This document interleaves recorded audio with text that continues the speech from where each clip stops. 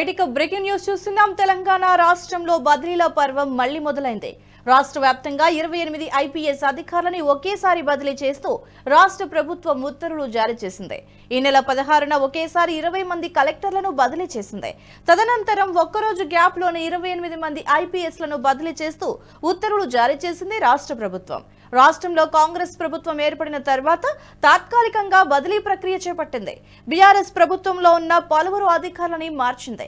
ఈ నేపథ్యంలో రాష్ట్రంలో సార్వత్రిక ఎన్నికల కోడ్ అమలు కావడంతో బదిలీ ప్రక్రియను నిలిపివేసింది. ప్రస్తుతం ఎన్నికలు ముగిసినందున పాలనాపరమైన ప్రక్షాళనలో భాగంగా భారీ ఎత్తున ఐఏఎస్, ఐపీఎస్లకు స్థానచలనం కల్పించింది.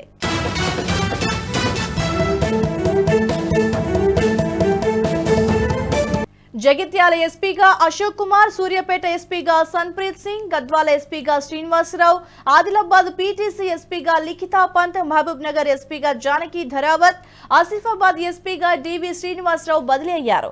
ఇక హైదరాబాద్ ట్రాఫిక్ డీసీపీగా రాహుల్ హెగ్డే, బాలనగర్ డీసీపీగా సురేష్, శంషాబాద్ డీసీపీగా రాజేష్, వికారాబాద్ ఎస్పీగా నారాయణ రెడ్డి, మేడ్చల్ డీసీపీగా కోటిరెడ్డి, సెంట్రల్ జోన్ డీసీపీగా షేక్ సలీమా, సైబర్ సెక్యూరిటీ ఎస్పీగా హర్షవర్ధన్, నార్త్ జోన్ డీసీపీగా లక్ష్మీ పెరుమాళ్, వెస్ట్ జోన్ డీసీపీగా రాజమహేంద్ర నాయక్, ఇక సికింద్రాబాద్ రైల్వే ఎస్పీగా Chandana Deepti, ACB joint director గా సాయి చైతన్య, సిఐడి ఎస్పీగా విశ్వజిత్ బదిలీ అయ్యారు.